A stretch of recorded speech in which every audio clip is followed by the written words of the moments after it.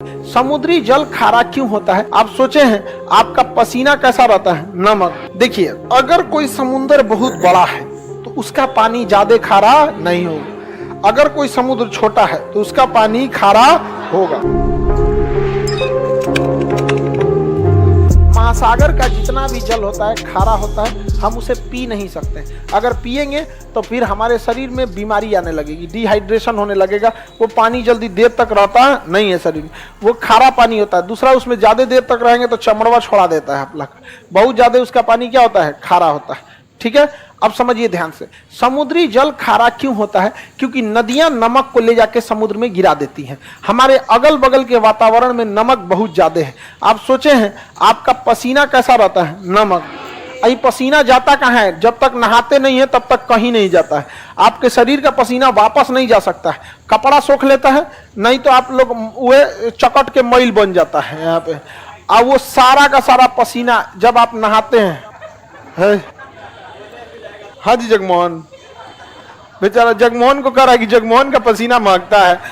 जगमोहन प्रिय विद्यार्थी है मेरा, समझ में आ गया कि नहीं आ गया? जगमोहन एकदम प्रिय विद्यार्थी है। अब ध्यान से समझिए, हमारा पसीना कैसा? नमकीन।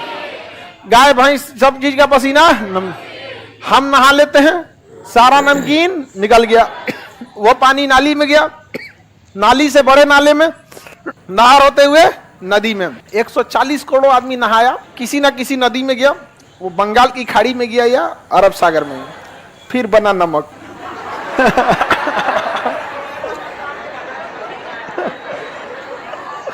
वो नमक कहाँ है?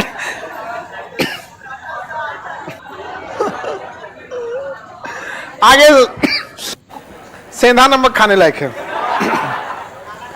देखिए, ऐसा नहीं है केवल वही नमक होता है। समुद्र में बहुत टाइप के नमक होते हैं, उसमें साधारण नमक होता है, लेकिन समुद्र में नमक बनने का मुख्य कारण नदियां हैं। क्योंकि समुद्र में कोई रहता ही नहीं है, इसलिए गली मोहल्ला बकोट वकोट के कहीं ना कहीं से क्या लाती है सर? नमक वमक लेके आते हैं, ले आके उलाट देते हैं क्या समुद्र में। और समुद्र को कहीं जाना नहीं है, वहां पे उसका पानी क्या हो जाता है? खारा। तो बताइए, समुद्र के जल के खारे होने का मुख्य कारण नदियां क्या है? नदियां हैं। देखिए, अगर कोई समुद्र बहुत बड़ा है तो उसका पानी ज्यादा खारा नहीं होगा। अगर कोई समुद्र छोटा है तो उसका पानी खारा होगा, ज्यादा हो जाएगा खारा। अटलांटिक महासागर का खारापन 35 है। कितना है? प्रशांत महासागर का है 31। कितना है? 30 है। कितना है? ना 31। कितना है? 31। हिंद महासागर का इस तो नहीं, इसका 36 है।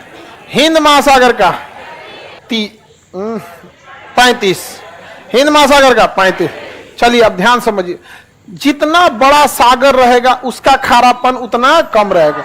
इसका परसेंटेज ऐसा साइन होता है, 2 को लगा दिया जाता है खारेपन का। तो बताइए, प्रशांत महासागर का खारापन 31, अटलांटिक का 36, हिंद महासागर का 35। हिंद महासागर का सबसे खारा महासागर प्रशांत महासागर, सॉरी अटलांटिक महासागर। सबसे ज्यादा खारा अटलांटिक, जिसका रीजन समझिए अब आप खुद से। इधर से भी नदियां इधर गिर रही हैं, इधर की भी नदियां इधर गिर रही हैं, और इस साइड की नदी इधर, और इस साइड की नदी इधर, चारों ओर से उलाट दिया इसी में ले आके। इसका पानी क्या हो गया? खारा।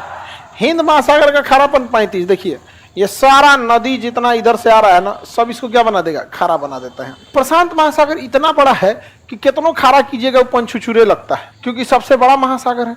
तो महासागरों में सबसे कम लवणता प्रशांत, सबसे ज्यादा लवणता और हिंद महासागर का 35।